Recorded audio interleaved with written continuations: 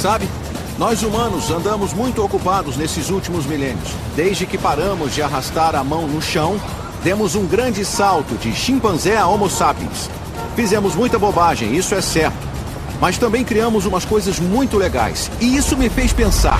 Daqui a milhares de anos, quando estudiosos olharem para trás para fazer uma lista das invenções mais transformadoras e importantes da história da humanidade, o que será incluído nela?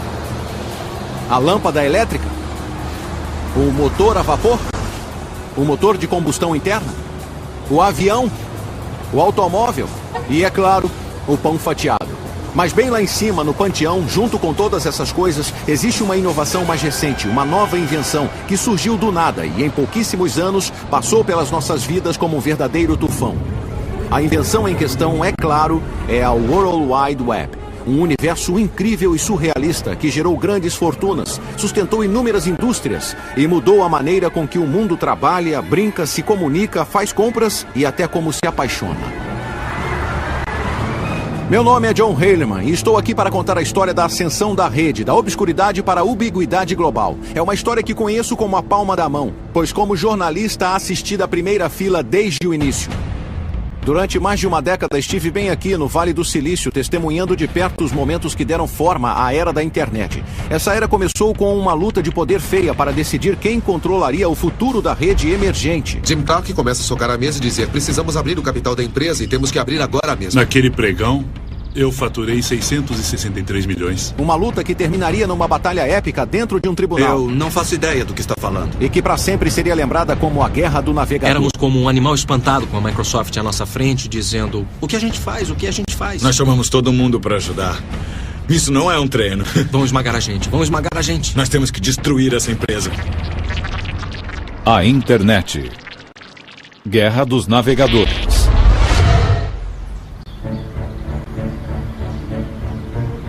Hoje todos estamos acostumados com a rede, com os seus grafismos e sons enfeitados, onde um clique do mouse pode nos direcionar a um novo caminho. Quem sabe onde se pode parar? Ah, que droga! Mas no início dos anos 90 a rede era muito diferente. Era basicamente uma rede de pesquisa obscura, inventada alguns anos antes por um cientista inglês chamado Tim Berners-Lee. Havia umas poucas e preciosas páginas na web, e as que existiam não eram nada mais do que linhas e linhas de textos chatos. Era preciso ser um geek para ficar empolgado com aquilo.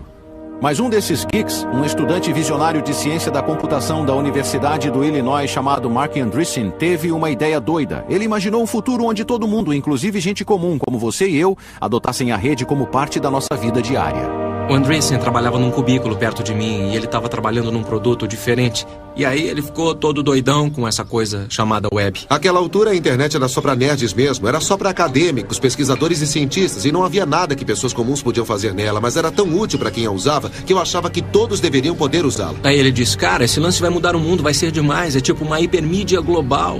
Aí eu só virei e disse: então tá. Andreessen podia ser o mais animado de todos, mas logo ele e vários de seus amigos programadores da faculdade estavam tentando deixar a web mais fácil de usar e mais intuitiva, colocando imagens, fotos e ferramentas de áudio e vídeo. O fruto de seu trabalho foi este: um software simplíssimo do tipo aponte e clique, o primeiro navegador gráfico da web, e cada vez que você surfa na internet hoje, está usando um de seus descendentes. No outono de 1993, os geeks de Illinois postaram o Mosaic Online e o transformaram em uma dádiva para a humanidade, gratuita para baixar, e que dádiva acabou se revelando. Quando fizemos o anúncio em nosso grupo de notícias, naquele momento um grupo de notícias da Usenet, e eu disse: alguém por aí quer participar do teste beta? E como eu tive 12 respostas, mandei o navegador para 12 pessoas, e a partir daí se espalhou como um vírus, de 12 para 100, para 1000, para 1 milhão. Esse foi o momento em que a internet passou da obscuridade para a ubiquidade, de um brinquedo para geeks e uma ferramenta para cientistas para uma mídia de massas de boa-fé. Um bando de garotos na casa dos 20 anos que se alimentavam de programas e hambúrgueres tinham iniciado uma revolução. Mas antes que o Mosaic tivesse a chance de se globalizar e, em paralelo, Bill Gates e a Microsoft precisava de mais um ingrediente, um monte de grana bem alto. Este prédio caríssimo foi um presente para a Universidade Stanford deste homem, um de seus ex-professores, Jim Clark. Garoto pobre do oeste do Texas, Clark era um ex-desistente do colégio que se transformou em professor de ciência da computação em Stanford e fundou a empresa Silicon Graphics, o que o tornou uma lenda no Vale. Ele gostava de carros velozes, vinhos caros e de fazer peripécias que desafiavam a morte, como pilotar um avião de acrobacias. A primeira vez que nos encontramos, ele me levou num passeio de helicóptero que quase nos matou. Mas tendo deixado a Silicon Graphics, Clark queria uma coisa nova, uma coisa grande. Quando viu o Mosaic, logo ficou convencido do que havia encontrado. Eu tinha passado muitos anos pensando na convergência de diferentes tipos de mídia com tecnologia digital. Então formou-se na minha mente a ideia de que a internet e a World Wide Web seriam uma coisa que anunciariam essa convergência. Sem perder tempo, Clark contatou Mark Andreessen, que tinha se formado no colegial e, com estilo, deixou Illinois com um emprego no Vale do Silício. Fevereiro de 94. Estou no trabalho e recebo um e-mail de Jim Clark dizendo: estou pensando em fundar uma nova empresa de software. Vamos marcar uma reunião e conversar? Então eu disse: bem, isso é interessante. Então infringi a minha regra de não acordar antes do meio-dia e tomei café da manhã com ele às 7 da manhã. Nos meses que se seguiram, Mark e Clark se tornaram inseparáveis, enquanto tramavam como transformar o Mosaic na base de uma empresa comercial. Mas isso obviamente não era uma coisa que eles podiam fazer por conta própria. Eles precisavam de uma equipe e logo embarcavam num avião rumo a Illinois, numa viagem de recrutamento que seria a centelha da era da internet. Pegamos um avião e chegamos no final da noite e encontramos todo mundo numa pizzaria. Aí nos sentamos, tomamos cerveja, comemos pizza e falamos genericamente sobre as nossas ideias. Acho que estávamos todos um pouco intimidados, para dizer a verdade, porque ele era um figurão do Vale do Silício, ele era relativamente famoso, tinha fundado uma empresa de informática bem grande. Todo mundo sabia que ele tem muita grana, que estava vindo para cá, mas ele nos ouviu. Na época eu não tinha um conceito de como ganharíamos dinheiro, mas é como muitas outras coisas. Se existem tantas pessoas usando uma coisa e ela tinha expandido para 1 milhão de usuários em um período de 9 meses, devia haver um jeito de faturar com ela. Mas esses caras não tinham ideia nenhuma. Na época, o que importava a Clark era fazer os geeks de Illinois subirem a bordo. Então ele lhes fez uma oferta muito além de seus sonhos mais loucos. E cada um de nós voltou com brilhos nos olhos, meio nas nuvens, sabe? E eu tava só no primeiro ano da universidade. E de repente recebi uma oferta de emprego em tempo integral antes mesmo de me formar, e com toda aquela grana foi tipo, nossa, que demais, por que eu ia recusar, né? Olhando para trás, pode parecer óbvio que o navegador da web mudaria o mundo. Mas embora Jim Clark possa ter sacado esse insight, a maioria das pessoas não sacou, inclusive uma que se esperaria que tivesse sacado imediatamente: Bill Gates. Gates, é claro, era o cofundador CEO da Microsoft, a mais importante e fantasticamente lucrativa empresa de alta tecnologia de todas. No decorrer de 2 décadas, a Microsoft tinha estabelecido praticamente um monopólio sobre os sistemas operacionais dos PCs e tinha usado esse monopólio para passar a controlar toda a indústria da computação. A web era cyberespaço na forma de uma estrada enorme, veloz e extasiante, capaz de levar você aonde sua curiosidade o conduzisse.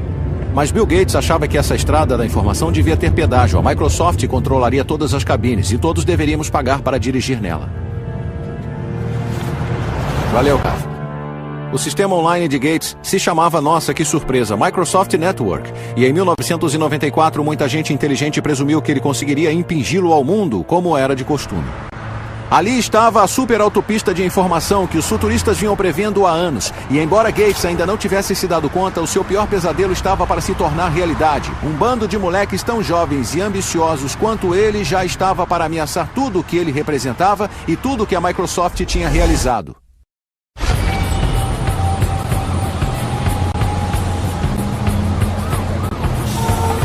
Brilhante, usuário de óculos e obcecado por computadores desde a infância, a jornada de Bill Gates para se tornar a figura mais importante da tecnologia começou em 1975, quando aos 19 anos ele largou a Harvard para fundar a Microsoft com o seu colega de ginásio Paul Allen. A visão de Bill Gates era simples e muito ambiciosa. Um PC em cada mesa, em cada lar e em cada escritório. E cada um desses PCs rodando com software da Microsoft. Em 1993, seu sonho chegou perto de se tornar realidade. Cerca de 90% dos PCs do mundo rodavam com o Windows da Microsoft. Gates e o exército que ele havia reunido no gigantesco campus da Microsoft nos subúrbios de Seattle ralavam muito e eram muito duros com os seus rivais. A ascensão da empresa havia deixado um rastro de corpos atrás de si. Havia o Lotus, havia o World Perfect, havia o Borland, havia o Novell, até mesmo a poderosa IBM, todos deixados de joelhos. Gates agora era um dos homens mais ricos e influentes na face da Terra, e ele sabia disso. Certa noite, em um jantar, ele e alguns amigos discutiam a eleição de Bill Clinton à presidência e Bill Gates soltou essa: "Eu tenho tanto poder quanto o presidente tem." A mulher dele o chutou embaixo da mesa ao ouvir isso. Mas a verdade é que ele podia ter razão. Para muitos, o poder de Gates era sedutor, irresistível.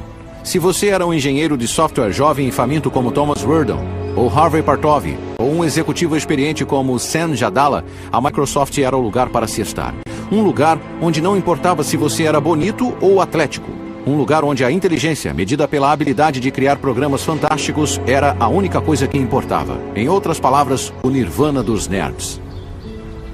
No início dos anos 90, o campus da Microsoft abrigava uma cultura muito dinâmica. Havia muitas das pessoas mais inteligentes em ciência da computação de todas as idades. Mas, no geral, era uma empresa surpreendentemente jovem. A idade média na empresa era 26, 27. A Microsoft não era a maior empresa de software do mundo, mas de um jeito estranho era a mais badalada e estava claro. Simplesmente você sentia uma coisa ao passar pela porta. Era um tipo de arrogância que acompanhava todo mundo que trabalhava na Microsoft. Não eram só os engenheiros. Entrei no Microsoft em 1987 e era um grupo de pessoas que queria vencer. Era um grupo de pessoas muito agressivas com toda a concorrência que havia. O comportamento da Microsoft era mesmo radical, mas a sua inspiração não era tanto a arrogância, mas sim o medo e a insegurança. Gates sabia que a qualquer momento algum iniciante qualquer numa garagem em algum lugar poderia surgir e derrubar a Microsoft do mesmo jeito que eles fizeram com outros. E junto com seu primeiro tenente, Steve Ballmer, ele estava determinado a impedir que isso acontecesse. Diferentemente de Gates, que havia largado a faculdade, Ballmer tinha se formado em administração. Enquanto Gates era o superego da Microsoft, magricela e cerebral, Ballmer era o Ed feroz, corpulento e emotivo. Não era nada comparado ao próprio Gates, o mais inteligente de todas as pessoas inteligentes da Microsoft. Um crânio que não aceitava bem nenhum revés, se é que ele sofria algum. Isso é ridículo. Mas eu não isso vou é usar necessário. essa coisa. Não. Alguém está confuso. Alguém não está pensando. Quer dizer, nunca mesmo. Vocês nunca entenderam o princípio da coisa. Todas as vezes que me encontrei com Gates, houve apenas um elemento consistente. O momento em que ele dizia que alguma coisa que eu disse tinha sido a coisa mais estúpida que ele já tinha ouvido. E eu nem trabalhava pro cara. Mas Thomas Werdon, sim. E ele se lembra de seu primeiro encontro com Gates como uma das experiências mais irritantes de sua vida. Ele não é conhecido por distribuir elogios. Ele só dizia tipo... É bom, tá bom. Provavelmente vamos ter que fazer mais do que isso. E esse era o máximo de feedback que a gente recebia. E não era desinteresse por parte dele. Eu acho que o que aprendi na época é que não ser detonado por ele já era uma grande vitória. Se ele não tivesse te chamado de idiota umas 19 vezes, então a sua reunião com Bill tinha sido boa. Com os protegidos da Microsoft sob seu domínio, bilhões de dólares em sua conta bancária e o lançamento do Windows 95 já visível no horizonte, o Bill Gates de 93 estava para se tornar o imperador mundial da alta tecnologia. Contudo, menos de 2 anos depois, Gates seria forçado a fazer um dos retornos mais acentuados da história corporativa, porque Clark Andreessen e sua equipe estavam para entrar em cena e jogar um obstáculo enorme em seu caminho.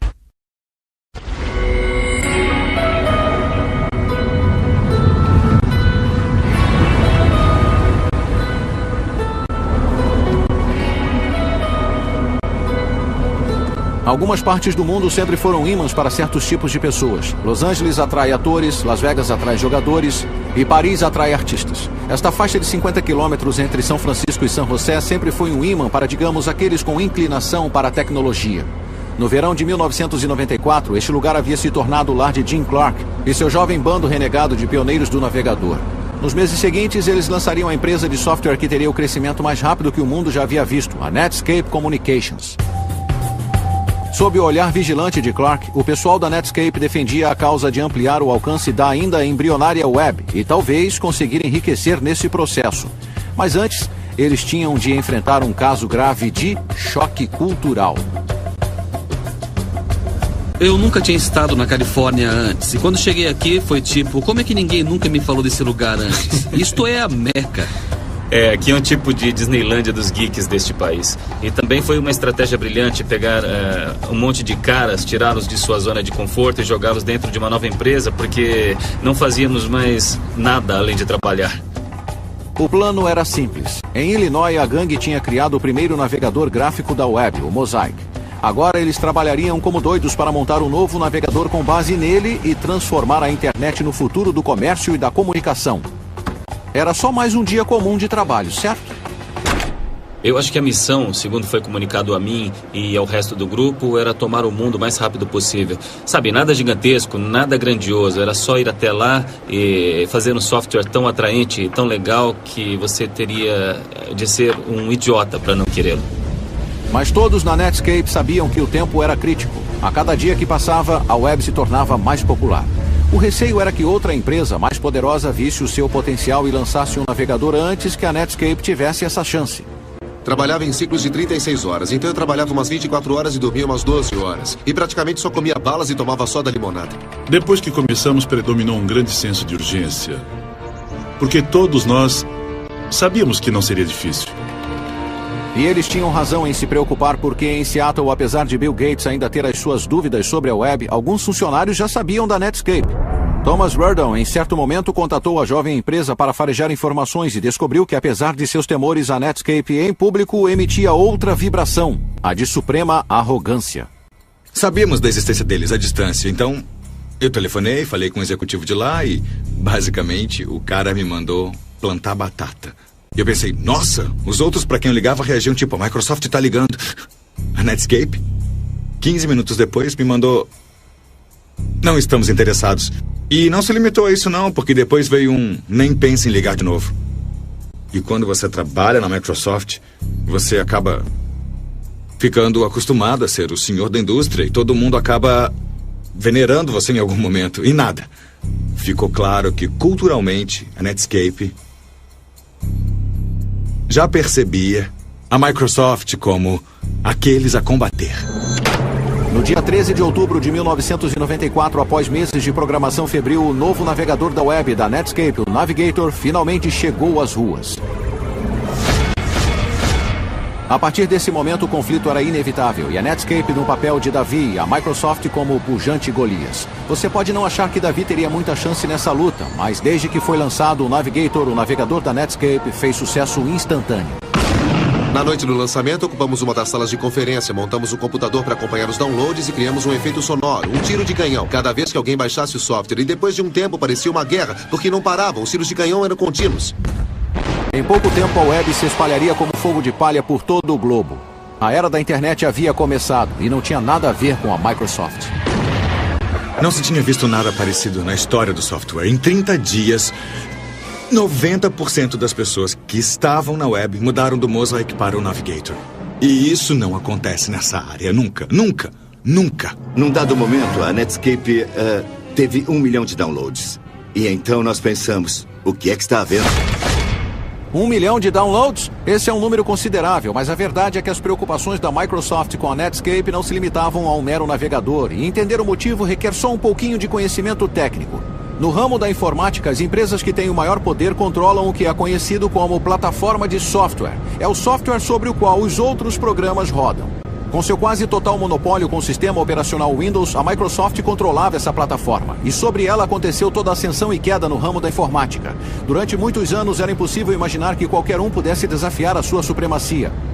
Mas então os muitos rivais de Bill Gates no Vale do Silício começaram a imaginar um futuro diferente, no qual o navegador poderia ser uma plataforma alternativa, onde você poderia satisfazer todas as suas necessidades online, e assim nivelando a concorrência na indústria e transformando o Windows, o software mais rentável na história do homem, totalmente irrelevante. De repente nos demos conta disso. Uau, a blindagem tem um ponto fraco. Existe um jeito de alguém derrotar a hegemonia do Windows. E existem outros programas que podem se popularizar e, de repente, nós podemos perder a nossa posição de liderança. O sucesso repentino da Netscape não passou despercebido para a Microsoft. De repente, Bill Gates entendeu não só a importância da web, como também a escala de sua própria estratégia e a necessidade de ratificá-la. Imediatamente. Certa vez, tarde da noite, Gates sentou-se ao seu computador e redigiu um memorando de convocação intitulado A Onda de Maré da Internet. Ele declarou que a web era o desenvolvimento mais importante na computação desde o PC e ele se referiu à Netscape como uma nova concorrente nascida na internet, uma concorrente da Microsoft que deveria ser equiparada e derrotada. E isso significava destruí-la.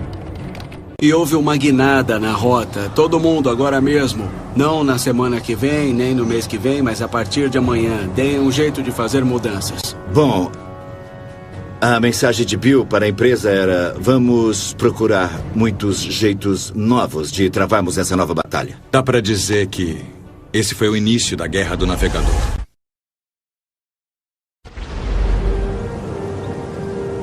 Em 1993, fora de um pequeno círculo de hackers de computadores e cientistas da pesada, a internet era desconhecida e mal amada. Mas em 1995 a situação havia mudado dramaticamente. Agora, graças à magia e energia de um bando de engenheiros aqui no Vale do Silício, a internet estava se tornando um fenômeno em grande escala, uma tecnologia comparável em importância à televisão e à imprensa.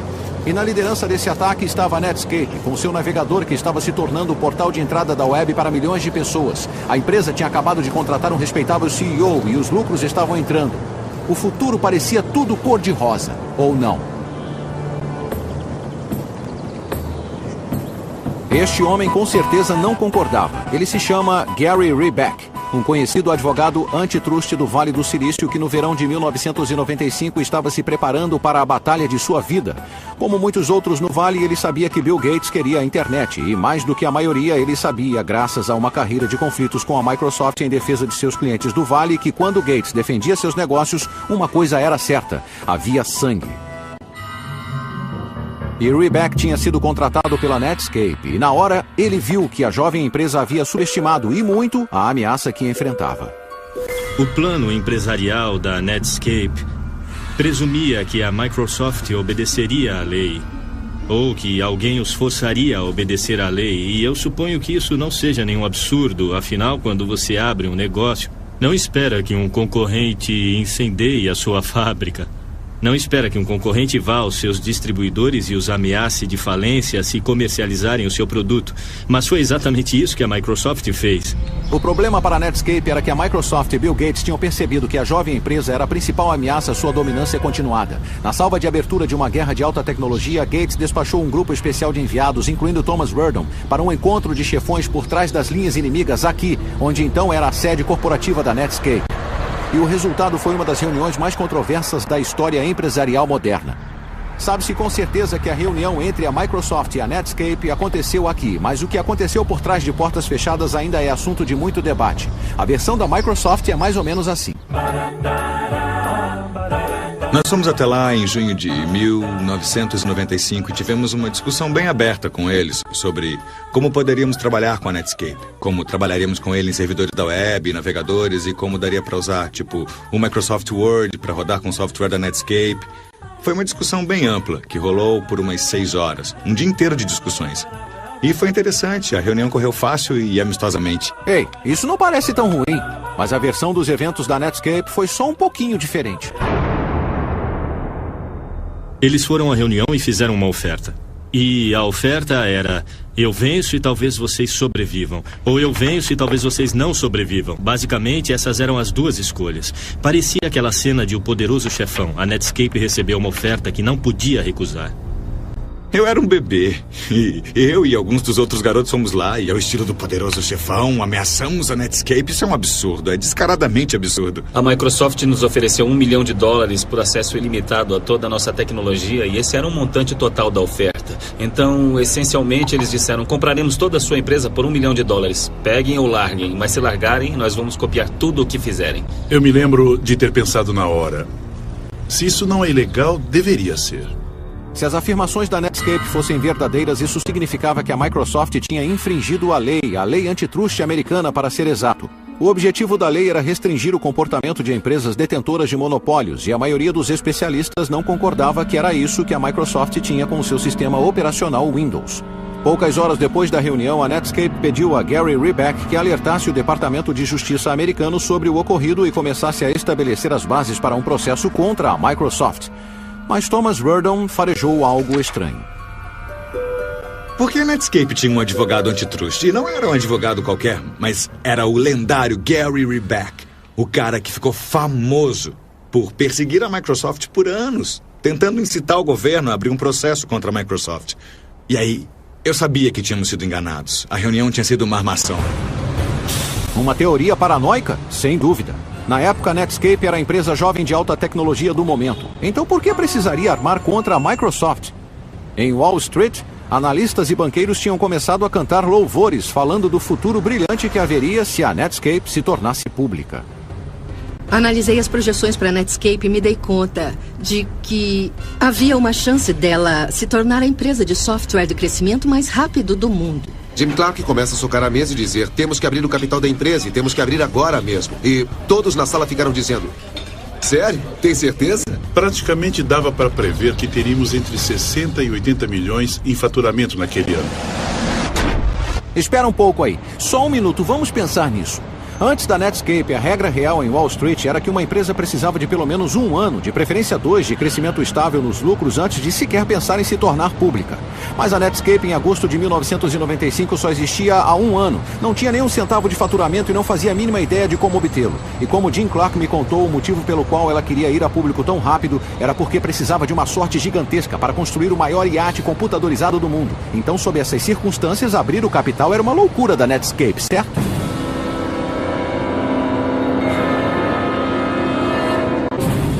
Errado.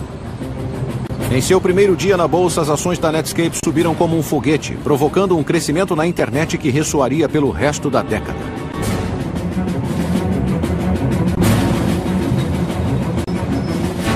Eu estava no meio do pregão e fui falar com o nosso representante, David Slane, e com o Matt da Solda, que administrava os nossos investimentos. Ele parou na minha frente e impediu que eu chegasse perto do Dave e eu perguntei: o que é que está havendo? E ele disse: estamos com um volume enorme de negociação de ações e o Dave precisa se concentrar ao máximo. E começamos a ver a maior negociação inaugural de ações e a maior valorização de todas, e a gente pensou: puxa, as pessoas gostam mesmo da gente. A internet passou do nada à maior história a chegar à mídia e à consciência do consumidor em toda a história. E então, naquele momento, a atenção que nós recebemos caiu fora da escala. Eu tinha investido 5 milhões na empresa. E no final daquele dia, naquele pregão, eu faturei 663 milhões. O suficiente para Clark comprar o seu iate. E para a Netscape se tornar uma empresa pública com ações que valiam $120 e uma empresa com um valor de mercado de mais de 2 bilhões.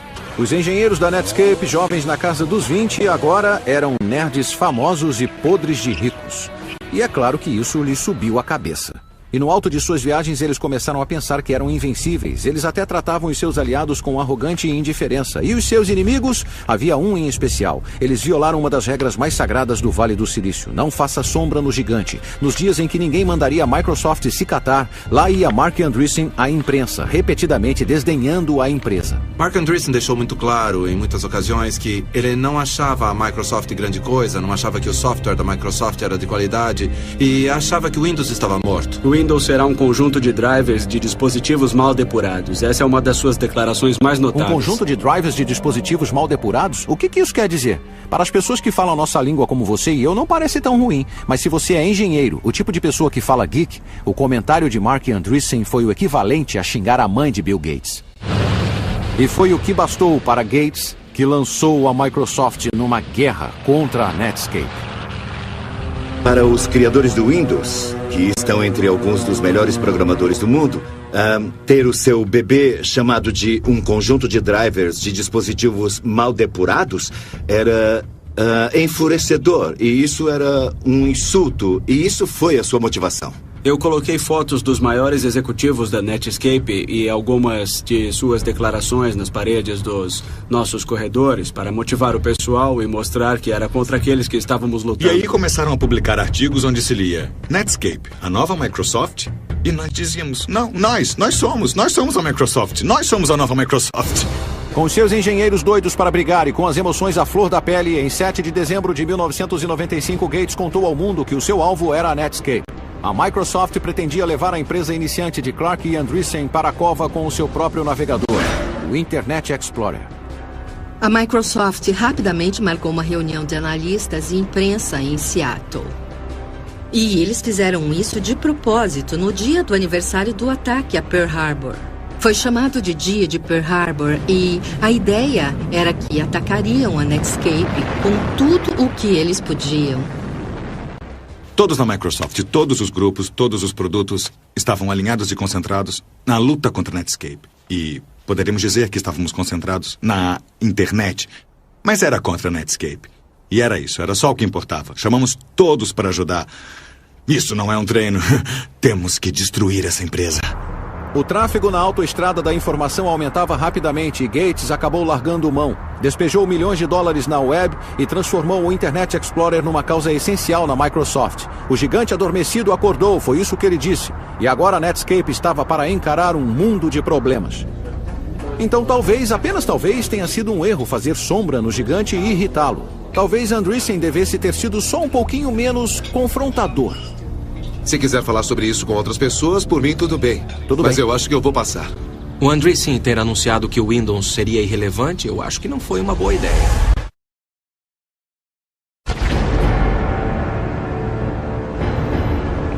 Em 1996, a internet estava no auge. Com bilhões de dólares em jogo, a Microsoft e a Netscape estavam num duelo de titãs para ver quem se tornaria a força dominante no admirável mundo novo da web. E agora ele entrava em sua fase final, a mais dramática, e para a Netscape, a fase mais devastadora.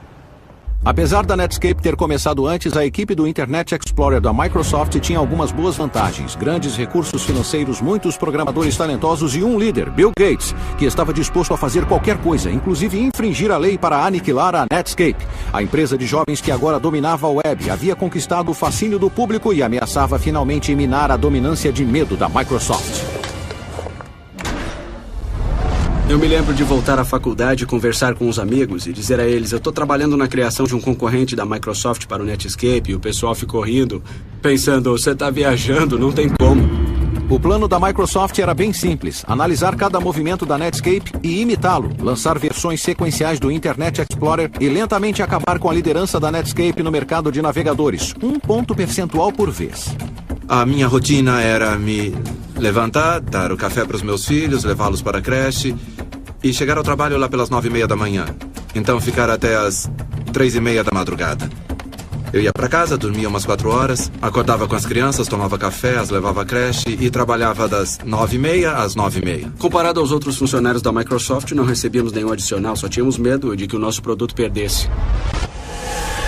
E não eram só os engenheiros que trabalhavam como se a vida deles dependesse disso. Gates também tinha à sua disposição uma outra arma formidável, o seu obscuro exército de vendedores. Ardilosos, implacáveis e às vezes furtivos, a sua missão era clara: tirar o Navigator da Netscape do mercado por quaisquer meios necessários, cortar o seu suprimento de oxigênio, como um funcionário da Microsoft disse, e enfiar o Internet Explorer goela abaixo de cada cliente da Microsoft. As pessoas que vendiam software a fabricantes de PCs eram como um culto obscuro de pessoas que sabíamos estar faturando de um jeito que talvez nem fosse bom saber. E eles eram como ninjas. Era uma coisa tipo: não pergunte a eles o que fazem, como fecham acordos. Eram acordos de $500 milhão, ou seja, eram vendas bem grandes de multimídia. E eles faziam seja lá o que for que eles faziam, e eu não queria saber, e as pessoas à minha volta também não. O exército silencioso de vendedores assassinos de Gates usou todo tipo de tática maliciosa para impedir que os fabricantes de PCs instalassem outro navegador que não o Internet Explorer. Eles disseram à Compaq que se distribuísse nosso navegador, a Microsoft cancelaria a licença do Windows. Bem, a Compaq não poderia atuar sem a licença do Windows e, portanto, não distribuiria o nosso navegador. Podia-se dizer o que quisesse sobre o jogo sujo da Microsoft, mas estava funcionando. Enquanto as duas empresas corriam cabeça a cabeça com versões sequenciais de seus navegadores, a fatia de mercado do Internet Explorer ia crescendo e a Netscape começou a sentir o bafo da Microsoft em seu pescoço. Não havia espaço para erro. Se perdêssemos um só prazo, o cara já estava nos nossos calcanhares. Então não havia brecha, foi duro. Éramos como um animal espantado com a Microsoft à nossa frente, dizendo: o que a gente faz, o que a gente faz, vão esmagar a gente. A sensação de morte iminente da Netscape foi incrementada por mais um fator. Para a empresa poder ficar à altura de seu potencial, ela precisava ser lucrativa, então cada centavo de lucro era precioso. Mas a Microsoft tinha bilhões de dólares no banco, e isso lhe permitiu fazer uma coisa extraordinária. Em vez de cobrar por seu navegador da web como a Netscape precisava, a Microsoft podia dar o Internet Explorer de graça, no pacote integrado do sistema operacional Windows. Com o IE4, acabou. Não era mais: vamos vencer com o Explorer 4. Nós já tínhamos mais de 80% dos usuários, ou seja, todo mundo. Em setembro de 97, a Guerra dos Navegadores terminou. A Microsoft saiu triunfante. A Netscape estava recuando, com os negócios por um fio, e sua sobrevivência era questionada. Para marcar o lançamento do Internet Explorer 4, Bill Gates decidiu dar uma festa para os guerreiros do software que criaram seu novo navegador. Mas em vez de fazê-la aqui, em Seattle, ele decidiu que seria muito mais delicioso aqui, em São Francisco, no coração do território da Netscape. Durante a celebração que se seguiu, Thomas Werdon e seus colegas bêbados notaram um E, o símbolo do Internet Explorer de quase 3 metros no saguão da festa, e foram tomados por uma ideia demoníaca, mesmo que inebriada. Decidimos içar aquele E enorme, pesando centenas de quilos num caminhão, e nós não conseguimos prendê-lo de jeito nenhum. Depois de prender o E gigantesco na caçamba do caminhão, os funcionários bêbados da Microsoft pagaram um motorista para levá-los até o Vale do Silício. E eles o jogaram aqui, na fonte da Netscape, e então voltaram para o hotel. Uma brincadeira infantil? Com certeza, mas também muito significativa. Daquele momento em diante, a Netscape só declinaria. Um ano mais tarde, a sua fatia de mercado, agora na casa de um único dígito e caindo, a empresa que anunciou a era da internet foi comprada por uma empresa muito maior, mas muito mais careta, a AOL. Nós tínhamos a sensação de fazer uma coisa que duraria, e aí sermos incorporados pela AOL foi uma sensação bem ruim. Acabou, já era, não vai durar. E isso foi bem difícil. Jim Clark também ficou chateado com a morte da Netscape, mas ele tinha alguns milhões jeitos de se consolar. Eu havia investido 5 milhões na empresa e faturei quase 2 bilhões. Isso foi um pouco além do que eu precisava. Um pouco além. Todos os engenheiros originais do Netscape também ganharam os seus milhões, mas no fim eles só podiam pensar no que poderia ter sido. Sabe, nós não éramos nada. Éramos muito melhores que isso. Éramos muito melhores. Nós seríamos perdedores benevolentes. Não, nós teríamos sido maus. Eu sei disso agora, quer dizer... nunca tivemos a chance de ser realmente maus. Jim Clark e a sua gangue de programadores podiam ter sido derrotados, mas pelo menos para eles a guerra havia terminado. Contudo, para a Microsoft e para Bill Gates era o oposto. Eles estavam para enfrentar um inimigo muito maior e mais implacável do que a Netscape, e era um inimigo diferente que qualquer outro que Gates já havia enfrentado. Ele não estava sediado no Vale do Silício e mal sabia a diferença entre software e linguiça, mas ele ameaçaria partir a Microsoft em dois. O inimigo era o governo norte-americano, que passara a acreditar que Gates não era um herói, mas um terrorista de alta tecnologia. O ano é 1998 e o Departamento de Justiça dos Estados Unidos, incentivado pelos inimigos da Microsoft no Vale do Silício e em particular pela Netscape e seu advogado Rottweiler Gary Reback, abriu um histórico processo antitruste contra a empresa de Bill Gates. O governo acusou a Microsoft de usar o monopólio do Windows para executar uma série de práticas empresariais predatórias e excludentes para evitar que consumidores acessem os produtos da Netscape e assim enterrar a empresa iniciante e pioneira. Agora, com o futuro da Microsoft na balança, o homem que havia dito ser tão poderoso quanto o presidente viu a sua empresa ser arrastada para os tribunais, acusada de ser uma canalha que infringia a lei, e ele foi forçado a aguentar uma maratona de depoimentos filmados em vídeo. Eles haviam feito perguntas a ele e filmado as suas respostas, antes do julgamento. E eu acho que isso era algo novo para Bill Gates, ter alguém lhe fazendo perguntas duras que ele não podia se recusar a responder. O senhor digitou aqui, importância grande. Não. Não? Não, eu não digitei isso. Quem digitou grande? Um computador. Aqui estava o homem mais rico do mundo como o público nunca havia visto antes. Petulante e passivo-agressivo. Ofuscante e obscurantista como um sofista. Um pedante, um amnésico, um bebê. Eu nunca vi um selo como esse. Eu nunca usei um selo como esse. Nunca viu selos como esse em cada um dos documentos que lhes foram mostrados durante este depoimento? Poderia me trazer as provas? Isso é perda de tempo. É uma perda de tempo. Eu não faço ideia do que estão falando quando dizem pedir.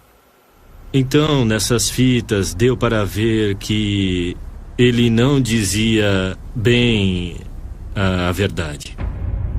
No tribunal, o governo mostrou Gates na tela, negando qualquer conhecimento sobre a infame reunião de junho de 1995 com a Netscape, inclusive dizendo que, na época, eu não sabia o que a Netscape estava fazendo.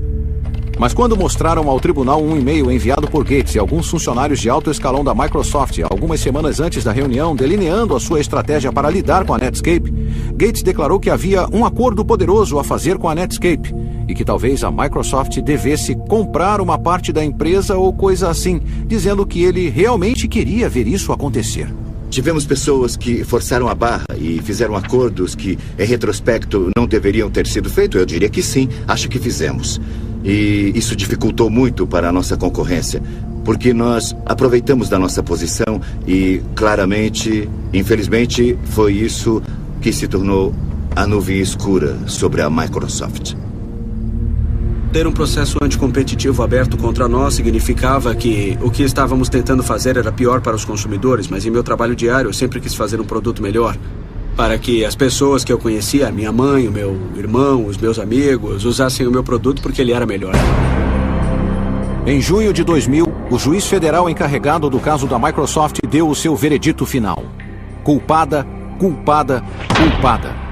E ele recomendou que a empresa fosse dividida, fazendo com que o seu valor na bolsa caísse 30 bilhões de dólares da noite para o dia. O veredito fez com que a equipe do Internet Explorer caísse das alturas para o chão. Mas foi mais duro ainda para o próprio Gates. O julgamento havia pesado muito para o chefe da Microsoft.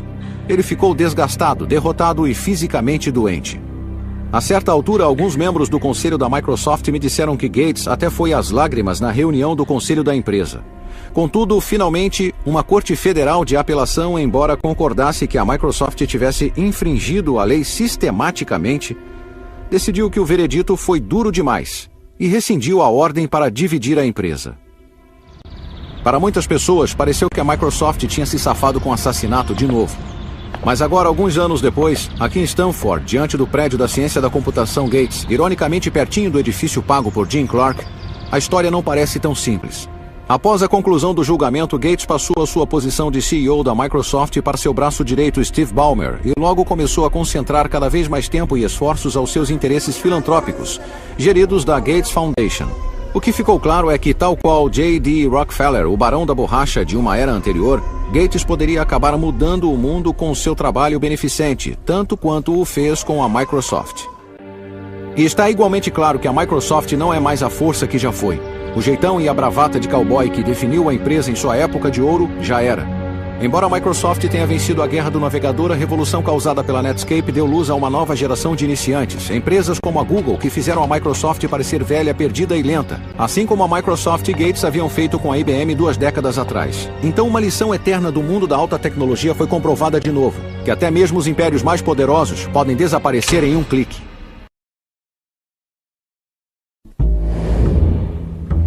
Imagine um mundo sem o Google. Não, é sério. Um mundo sem o Google.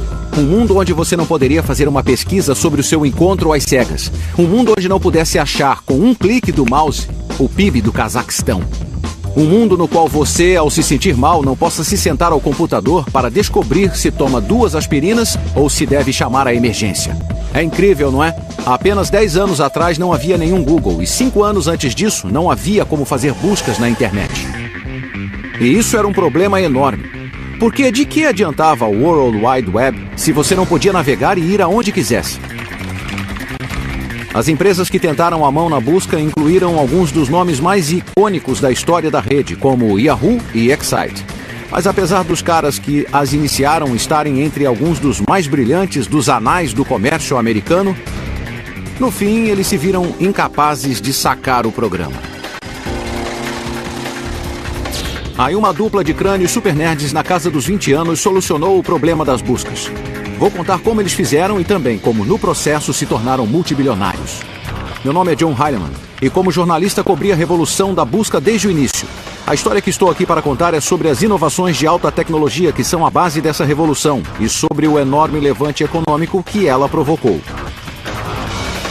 É uma história emocionante, repleta de ambição feroz e engenhosidade, cheia de oportunidades aproveitadas e oportunidades perdidas, e de manobras e reuniões secretas que nunca antes vieram à tona, até agora. A internet. A pesquisa. Hoje, se você entrar na web e digitar o meu nome, John Heilemann, numa ferramenta de busca Chan, em 1/3 de segundo você vai descobrir que sou jornalista de revistas e examinar um catálogo de tudo que já escrevi. E dado que existem mais de 150 milhões de sites e bilhões de páginas na web, a tecnologia que possibilita uma busca super precisa é uma espécie de milagre. E é um milagre que a maioria de nós não lhe dá o seu devido valor. Esquecemos que há pouco mais de 10 anos, a web era assim. Páginas e mais páginas de textos simples, listas imensas de frases sublinhadas. E encontrar o que você procurava na web era praticamente impossível. Não havia jeito de procurar as coisas. Só o que você podia fazer era seguir links e torcer que a sorte levasse você até alguma coisa útil. Para entender como viemos tão longe, como o milagre da busca pela web aconteceu, precisamos voltar a uma época anterior à Google, até a história de empresas como a Yahoo e a Excite, que prepararam o caminho para a sua existência e se tornaram os seus maiores rivais, e para um lugarejo na Califórnia, sobre o qual você já deve ter ouvido falar. Vale do Silício, Califórnia. Esta faixa de 50 quilômetros é o lugar certo para as pessoas com jeito para inventar o futuro e com apetite para enriquecer muito nesse processo. O lar de nomes lendários na área como Apple, Intel e Oracle. O coração do Vale do Silício, a verdadeira nascente da indústria de alta tecnologia, a fonte de inúmeras ideias brilhantes, não é uma empresa, é a Universidade Stanford. E é aqui em Stanford que as raízes da busca podem ser encontradas.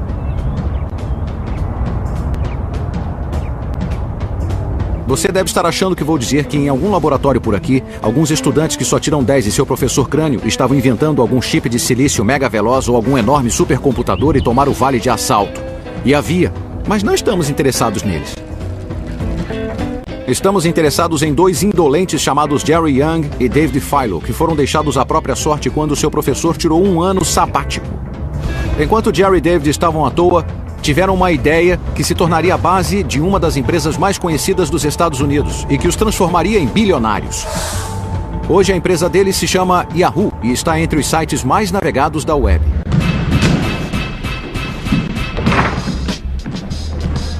Tudo começou quando Jerry e David estavam tentando achar um jeito furtivo de usar a internet para ganhar um concurso da Liga de Basquete de Stanford. Os garotos eram estudantes de engenharia elétrica e tinham acesso à web. Eles a varreram minuciosamente site por site procurando informações atualizadas sobre esportes. David descobriu como acessar um monte de sites diferentes para conseguir os dados dos jogos de basquete da noite anterior. Ele puxou tudo e compilou os dados para tentar ver se a gente devia mudar de jogador, trocar jogadores ou fazer seja o que for. É difícil imaginar uma meta mais trivial do que um concurso desses.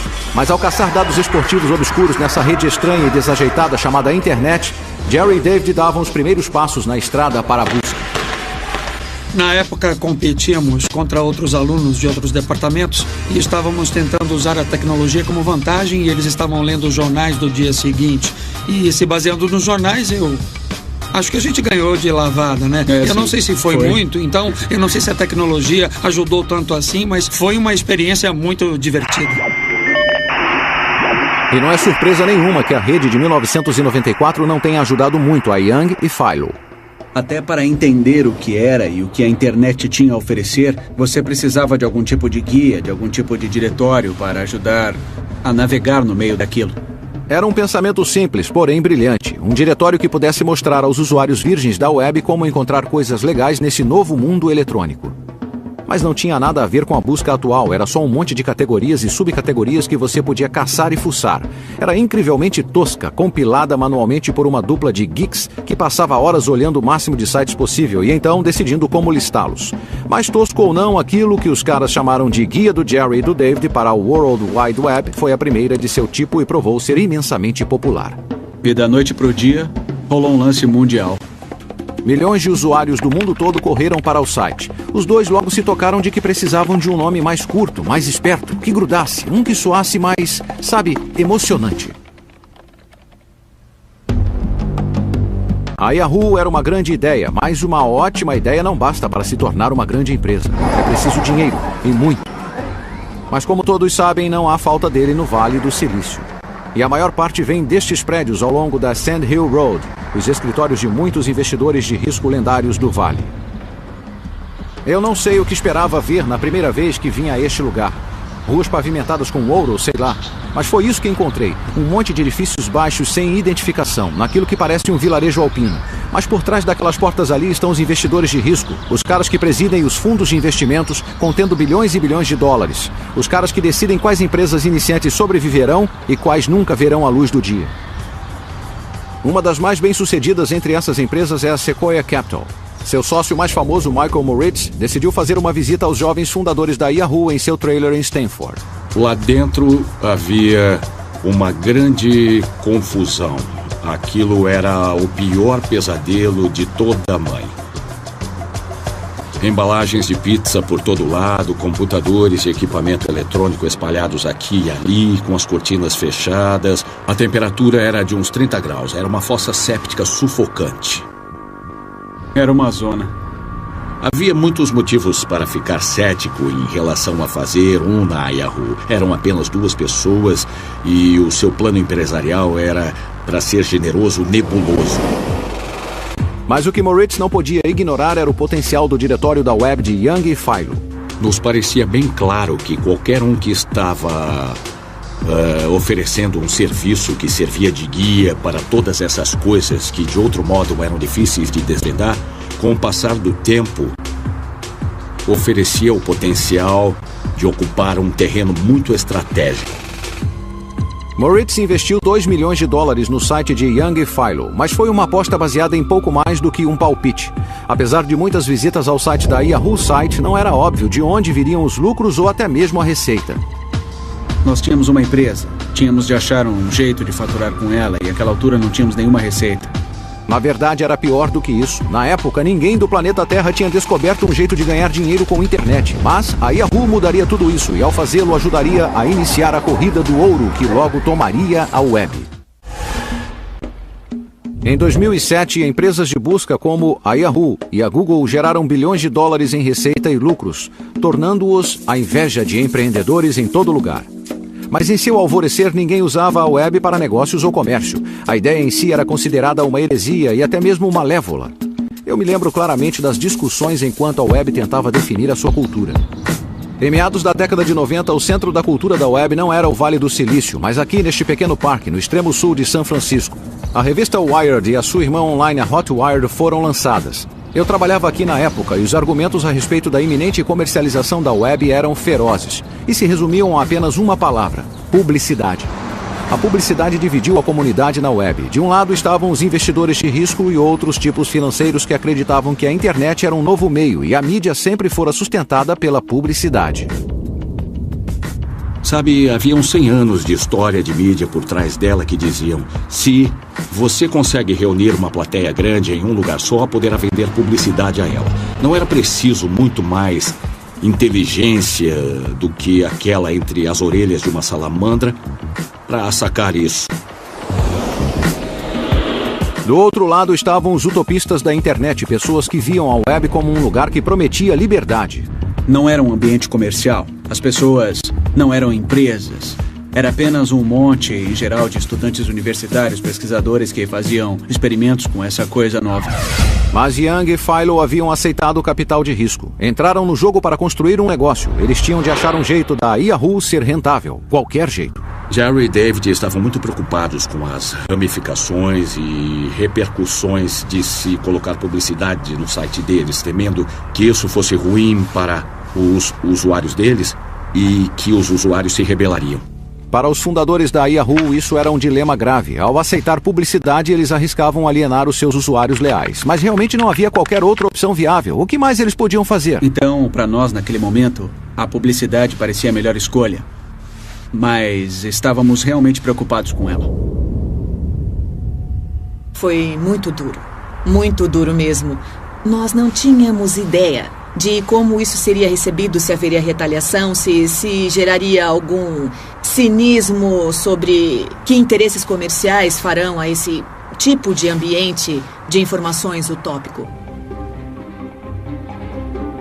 No final de 1995, a Yahoo começou a aceitar publicidade em banners com a respiração presa e os dedos cruzados. Estávamos inseguros quando pusemos as primeiras propagandas lá, tipo, será que isso vai funcionar? A agonia acabou sendo em vão. Os usuários do Yahoo continuaram se multiplicando e mais usuários significava mais anunciantes pagando mais para pôr os seus banners diante de um número crescente de olhos. Pela primeira vez, a Yahoo tinha mostrado que era possível ganhar dinheiro na web. Era um momento crucial na história e significava uma coisa: o surto da web tinha começado. Foi quase como se tivesse sido dado um tiro de largada. Em 1996, a Yahoo enfrentava uma série de desafiantes que ganhavam terreno sobre ela: Infoseek, Alta Vista, Lycos. Mas a rival mais formidável da Yahoo era uma empresa chamada Excite. Na superfície, a Excite era muito parecida com a Yahoo. Era outra empresa iniciante de busca fundada por outro grupo de garotos de Stanford, substituindo uma casa pulguenta nos subúrbios por um trailer pulguento no campus. Mas a tecnologia que o site desenvolveu era consideravelmente mais sofisticada do que aquela desenvolvida pela Yahoo. Em vez de uma lista de sites compilados e divididos em categorias por seres humanos, o Excite era puro software. Você digitava sua indagação e o serviço vasculhava a web, encontrando páginas que continham o termo que você havia digitado. Ou seja, era uma versão rudimentar da busca como a conhecemos hoje. Quando começamos, estávamos em 17º numa corrida de 17 cavalos. E sabíamos que, depois de um ano, seríamos o número 1 ou o número 2 ou estaríamos mortos. A avareza dominava. A ambição e a animação estavam no ar. Em 1997, a internet estava explodindo. Milhões de pessoas entravam online para ver o motivo de tanta exaltação. A Yahoo, o Excite e outros mecanismos de busca estavam ocupadas, se transformando no que se conhecia como portais. Destinos emocionantes, repletos de distrações, de cotações da bolsa, e-mail e salas de bate-papo. Eram parques de diversão. Uma miríade de atrações bugigangas e quinquilharias reluzentes, projetadas para transformar usuários em uma plateia cativa em benefício dos anunciantes. Ele fez com que as pessoas se envolvessem em inovação extrema, competição extrema e um jeito de viver muito extremo e insustentável. Pagávamos na mesma moeda. Nós lançávamos personalização e a Yahoo lançava personalização. A Yahoo lançava e-mail, nós lançávamos e-mail. Estou usando a busca do Yahoo para escrever um livro sobre estalar os dedos. Então, nos primeiros anos era uma coisa meio indefinida. Ha! Ninguém sabia o tamanho que isso teria. Legal! Mas embora as empresas de buscas estivessem fazendo grande sucesso, também estavam se tornando algo muito diferente do que eram quando começaram. Ao se concentrar nos atrativos, eles esqueceram o que tinha trazido os usuários a eles em primeiro lugar: a necessidade de encontrar coisas na web que não parava de crescer. Em outras palavras, as empresas de buscas pararam de se importar com a busca. Do Vale do Silício às ruas de São Francisco, a área da Bahia estava repleta de crânios ambiciosos, atrás de oportunidades concebíveis relacionadas à web, solucionando problemas concebíveis relacionados à web, certo? Não. De fato, a maior oportunidade ainda estava lá fora, encarando as empresas de busca bem nos olhos, mas seu sucesso as deixou tão cegas que não podiam ver. O problema era, falando claramente, que quando o assunto era localizar informações relevantes na web, a Yahoo, a Excite e o resto das chamadas empresas de busca eram uma droga. Você podia passar o dia todo digitando várias combinações de palavras para encontrar o que você queria e ainda assim não ter nenhum resultado. A maioria dos resultados eram links de sites tentando vender alguma coisa que você não queria e frequentemente obscenas. Em suma, o mundo tinha fome de um jeito radicalmente melhor para fazer buscas na web. E com certeza isso veio da mesmíssima instituição que já havia produzido a Yahoo e a Excite, Stanford. Mais uma vez, o nome da empresa era descaradamente pateta. Google, uma variação na palavra Google, um termo matemático para 10 elevado a 100, e novamente os fundadores eram uma dupla de geeks jovens e pouco socializados, Larry Page e Sergey Brin. Eles se conheceram na primavera de 1996, em uma visita guiada de São Francisco para estudantes que iam se formar em Stanford. E quem liderava a visita era Sergey, um belo garoto russo-americano, meio revoltadinho. Ele tinha uns 19 anos, que é muito novo. Era um dos nossos candidatos mais jovens ao PhD. Eu me lembro que ele era bem sucinto. Era o tipo de pessoa com respostas rápidas e tinha um ponto de vista radical. Larry foi um dos últimos estudantes na visita naquele dia. Era um garoto típico do meio oeste, filho de um acadêmico. E a coisa mais incrível que já tinha feito foi uma impressora a jato de tinta com Legos. Era um cara despretensioso, quieto. Não era o tipo de pessoa que você conhecia e ficava surpreso. Quem o conhecia dizia, esse é um cara legal. E foi o cara legal Larry que teve uma ideia de gênio que transformou a busca numa coisa mágica e lançou a Google. Dadas as consequências abrangentes dessa ideia, sociais, culturais e com certeza financeiras, você poderia pensar que é incrivelmente complexo, mas de fato, em sua forma básica, é bem simples. A ideia começou com a noção de que a web realizava um concurso de popularidade contínuo sobre o seu próprio conteúdo e que a quantidade de vezes que uma certa página da web tinha links em outros sites poderia ser uma medida de sua utilidade ou relevância. Page acreditava que um link de site para outro é uma espécie de recomendação. Ele e Brin construíram a ferramenta de busca da Google com base nessa convicção. E como escreveram na agora famosa dissertação acadêmica de 1998, abre aspas, em essência, a Google interpreta um link da página A para a página B como um voto da página A em prol da página B. A Google avalia a importância de uma página pelos votos que ela recebe. Fecha aspas.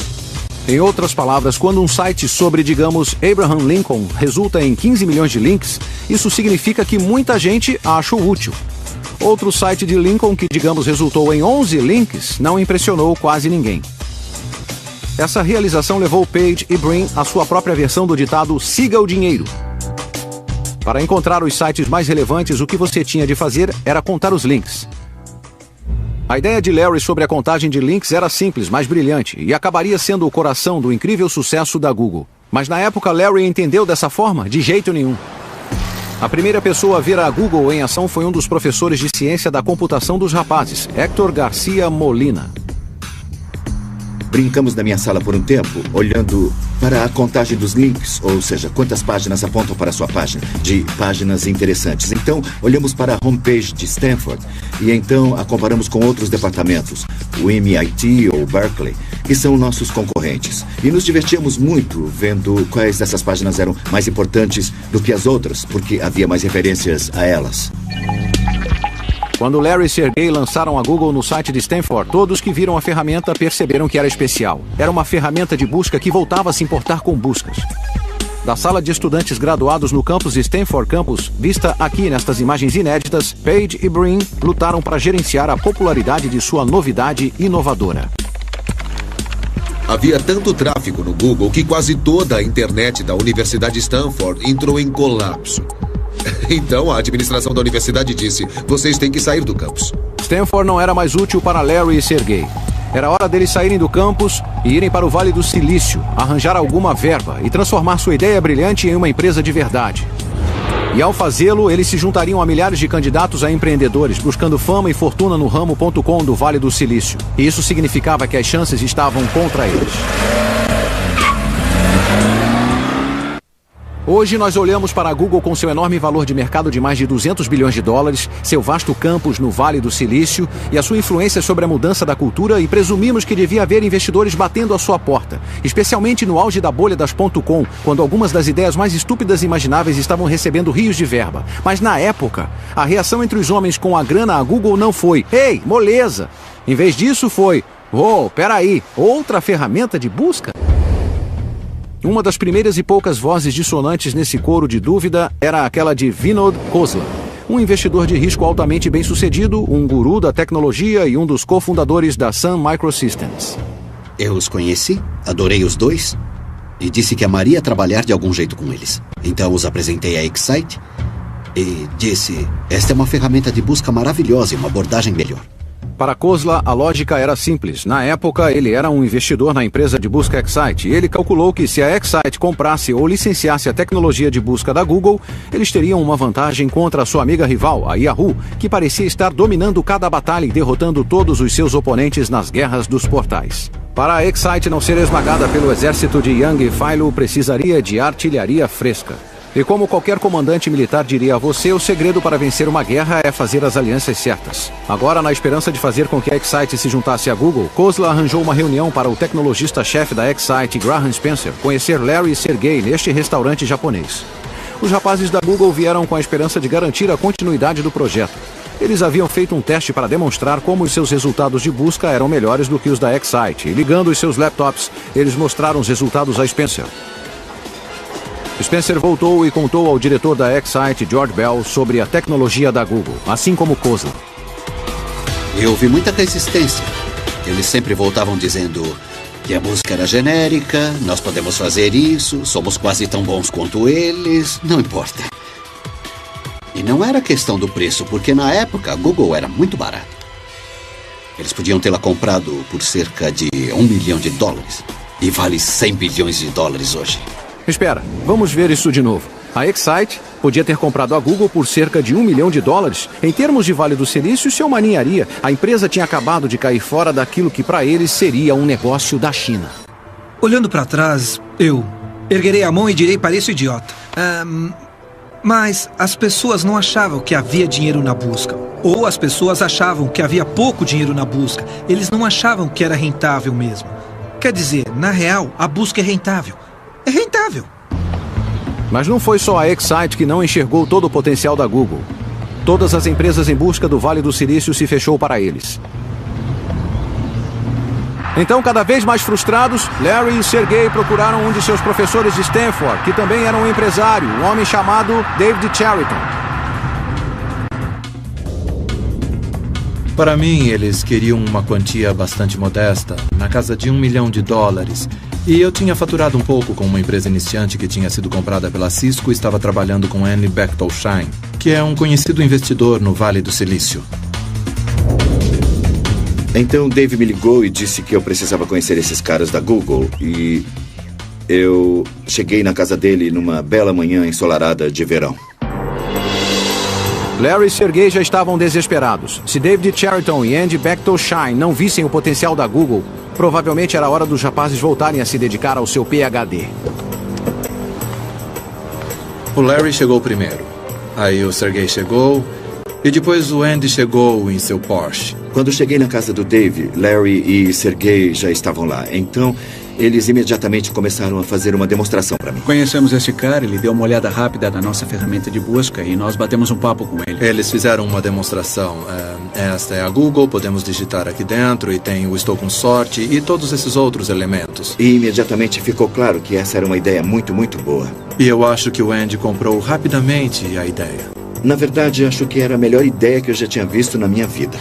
Então ele disse, sabe, eu não quero que vocês fiquem estressados com isso ou tenham de se preocupar tanto com problemas de dinheiro agora. Por que eu não faço um cheque agora? Então, eu fui correndo até o carro, peguei meu talão de cheques e fiz um cheque para eles na hora. Ele voltou com o talão de cheques e nos fez um cheque de $100 mil. Para a Google, $100 mil.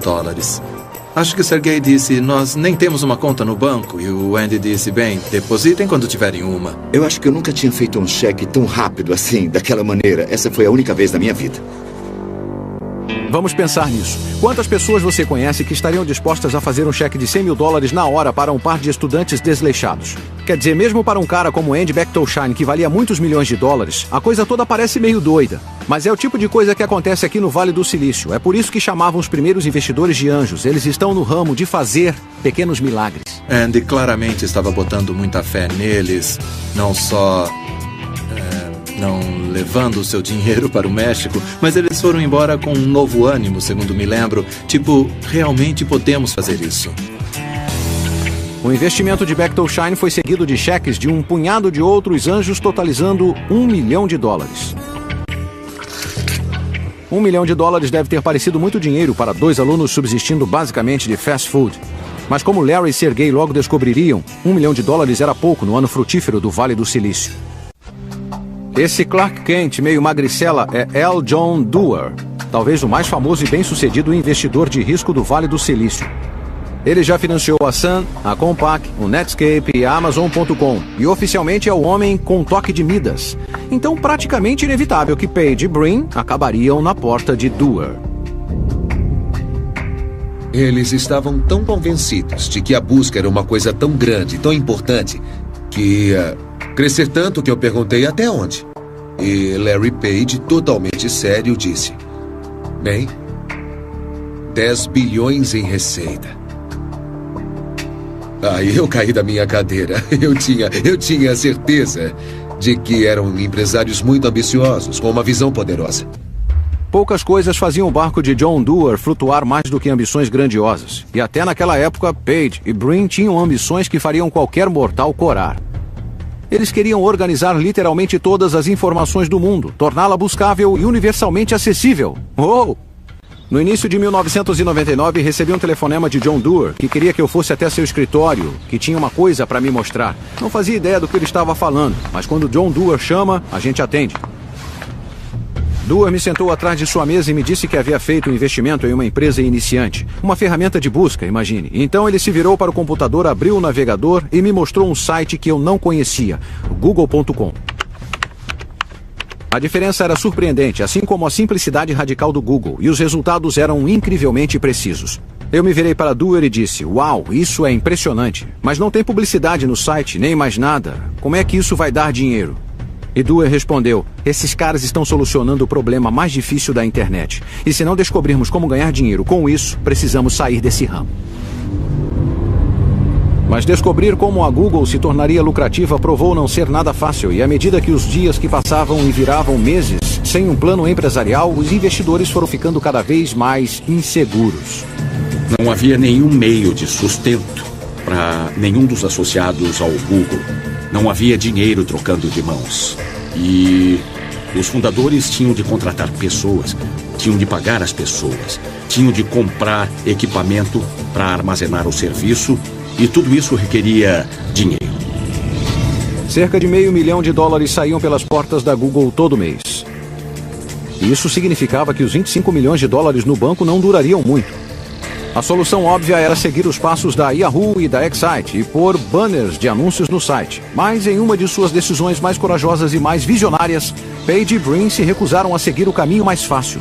Eles simplesmente não conseguiam suportar a ideia do Google se tornar apenas mais um portal apinhado. Eles queriam garantir que as pessoas tivessem uma experiência incrível, mas também com anúncios que fizessem sentido para as pessoas.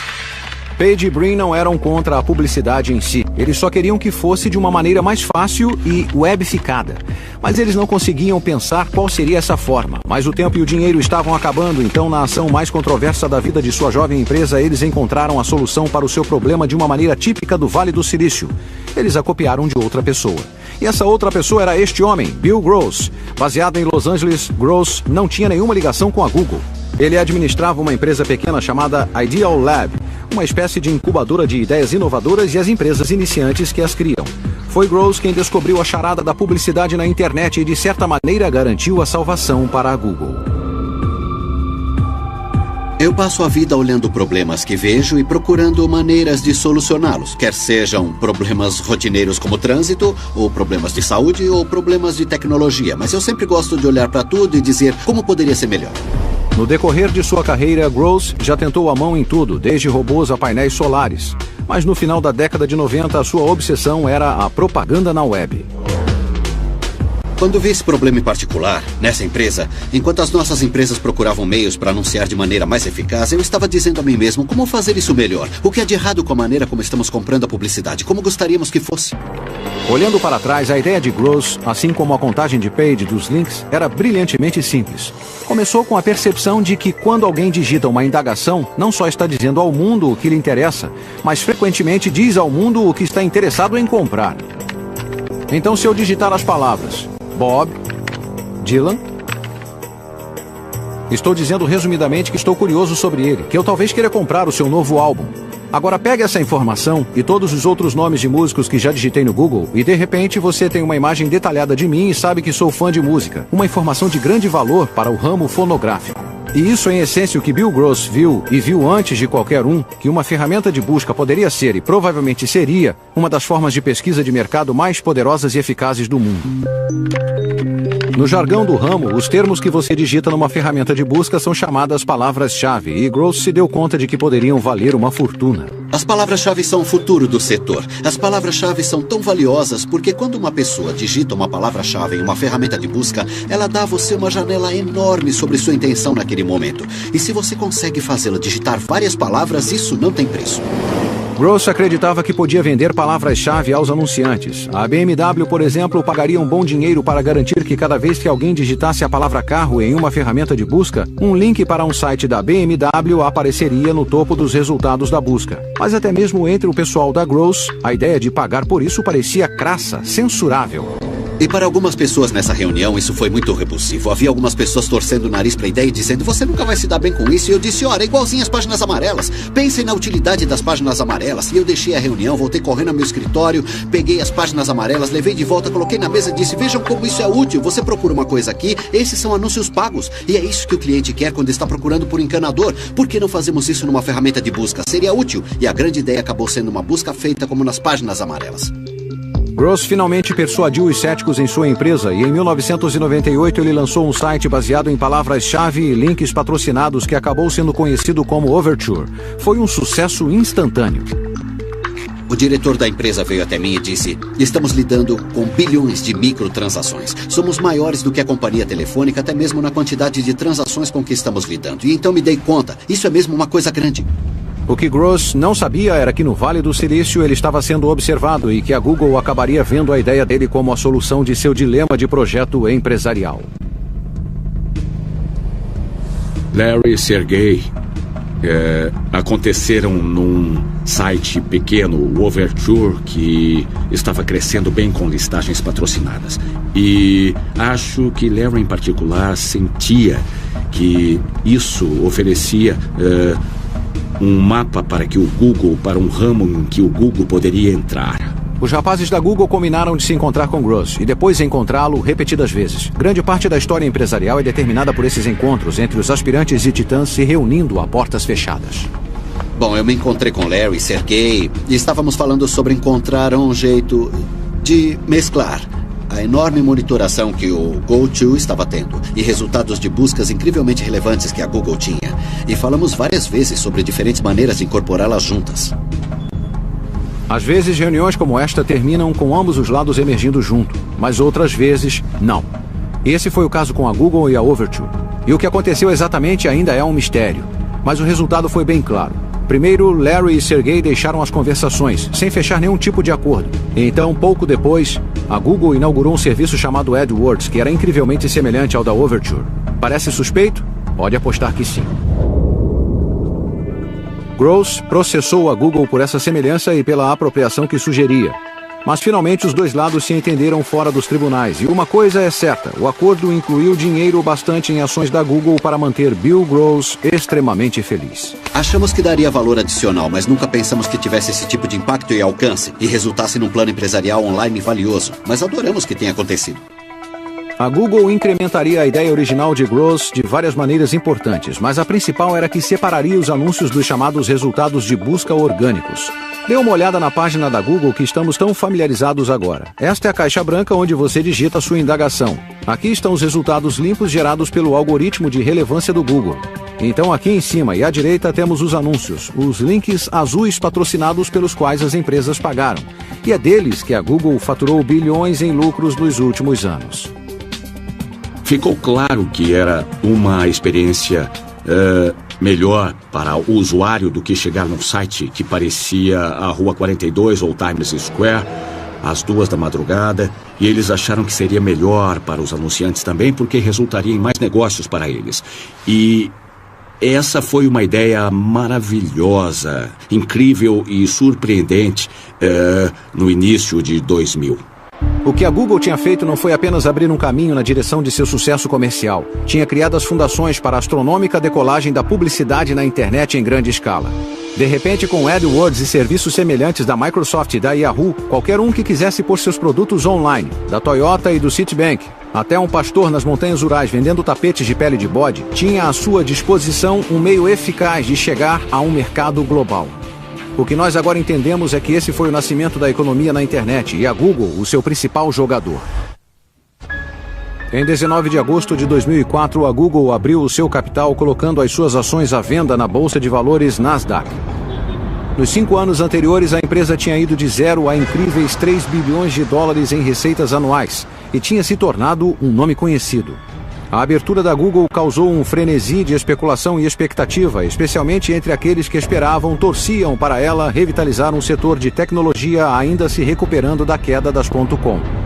No Vale do Silício, na época, havia um adesivo de carro muito comum onde se lia: "Por favor, nos deem só mais uma bolha." Mas a maneira como a Google conduziu a sua abertura causou a ira de muitos e naquele fatídico dia especulou-se que era um desastre esperando para acontecer. Eu me lembro daquela manhã, sentado em uma sala de reuniões com uma televisão e vendo pessoas na CNBC falando como essa abertura seria terrivelmente mal sucedida e como era improvável que isso desse certo. A controvérsia sobre a abertura do capital surgiu do fato de que a Google tinha optado por um nada convencional leilão para vender as suas ações, e isso tinha alienado grande parte de Wall Street, que lucrava bastante com a maneira convencional de fazer negócios. A tentativa da Google despertar interesse de sua abertura na comunidade financeira rendeu críticas terríveis. Os executivos da empresa passaram a imagem de arrogantes e velados. A abertura do Google era o assunto da mídia financeira e havia muitas forças poderosas em Wall Street que acreditavam que não era assim que eles queriam que a oferta pública de ações fosse feita. Os grandes e poderosos de Wall Street estavam naquela sala de reuniões no prédio da Nasdaq em Times Square, assim como John Doerr, Eric Schmidt, Larry Page e eu. O clima estava pesado, e a única coisa que o aliviou foi quando Larry plantou seu futuro traseiro bilionário em uma tigela de creme de leite. É surreal, é uma parede enorme de pixels e gráficos e você se dá conta de que toda a economia mundial está passando diante dos seus olhos. E então, Larry e Eric subiram ao palco. E havia uma grande expectativa sobre a abertura do mercado.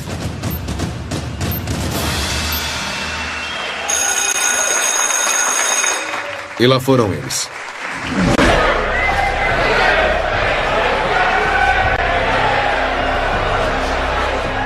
E é claro que, na hora do almoço, a bolsa abriu e começou com $100, $15 a mais do que o preço do dia anterior, e nunca mais caiu abaixo disso. No fim, apesar de toda a tempestade, a abertura do capital da Google foi um sucesso da única maneira que importava. Qualquer um que tenha comprado ações naquele dia e ainda tenha a sorte ou a inteligência de tê-las, guardou uma fortuna. 3 anos depois da abertura, a Google vale mais do que a FedEx, o McDonald's, a Coca-Cola, a Intel, a IBM ou o Walmart. Ações que venderam por $100 tinham subido para quase 700.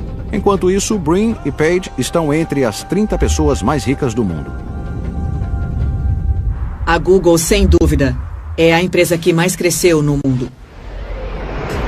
Apesar de estar na lista da Fortune 500, os fundadores da Google sempre lutaram para que a sua empresa não fosse percebida como mais uma empresa truculenta e gananciosa, como, digamos, a Microsoft em seu auge. O seu portentoso e altruísta lema corporativo é "Não seja mal". O seu campus remonta à era das .com sua comida gratuita, cadeiras saco e transporte Segway. Mas apesar de todos os atrativos simpáticos, a Google continua sendo uma grande máquina capitalista que continua a prosperar com o casamento de busca e publicidade que a empresa aperfeiçoou. Até a publicidade online realmente se tornar eficaz, não havia como pagar os programadores que estavam criando todo o software. Eles eram subsidiados. Então, por exemplo, na Sun, nós vendíamos sistemas ou hardware e usávamos esse dinheiro para pagar os nossos programadores de internet. Hoje, as empresas da internet podem pagar seus programadores de internet com receitas da internet que vêm da publicidade. Então, o desenvolvimento da tecnologia e da publicidade andam lado a lado. Mas a Google não está relaxando e mamando em seu negócio principal, não está descansando sobre os seus louros, muito pelo contrário, ela sabe muito bem que ficar parado no ramo da tecnologia equivale a cometer suicídio comercial. A Google despejou seus lucros fantásticos em incontáveis experimentos e projetos, apostando em tudo o que está ao seu alcance.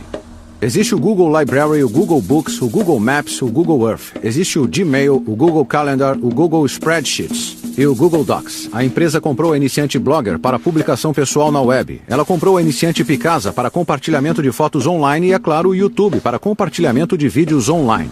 E para muitos, tudo isso se resume a um plano para dominar o mundo.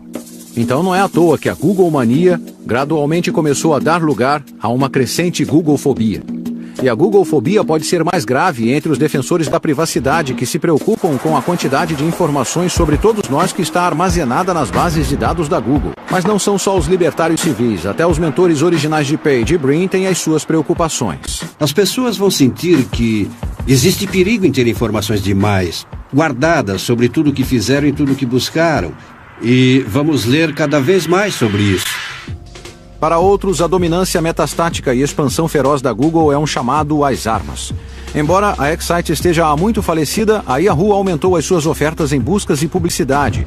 E quem também tem como missão derrubar a Google é a Microsoft, uma empresa conhecida por nunca desistir e por chegar tarde à festa, mas sempre ser a última a permanecer de pé. No geral, se houvesse alguma grande oportunidade na internet ou em softwares, a Microsoft sacava isso bem rápido. E eles têm um bocado de pessoas inteligentes e muitos bens e forças. Mas exatamente à medida que a Google expandiu seu alcance em tantos cantos do comércio, a sua lista de inimigos fora do ramo da tecnologia ficou bem maior e mais formidável. Da Viacom e a News Corporation, da Rupert Murdoch a editores de livros e, em breve, toda a indústria de telecomunicações. As forças que agora estão se reunindo contra a Google irão confrontar a empresa com desafios muito maiores do que qualquer outros que já enfrentaram. Para a Google continuar a sua ascensão meteórica, Larry, Sergey e o resto do pessoal da Google terão de ser ágeis, inovadores e incrivelmente criativos. A história da alta tecnologia nos ensina que toda empresa, não importa seu tamanho, finalmente acaba pondo o pé na jaca. E embora isso ainda não tenha acontecido à Google, é inevitável que aconteça. A Google foi mais longe e mais rápido do que qualquer outra empresa já foi, mas suas maiores batalhas e o verdadeiro teste de resistência ainda estão por vir.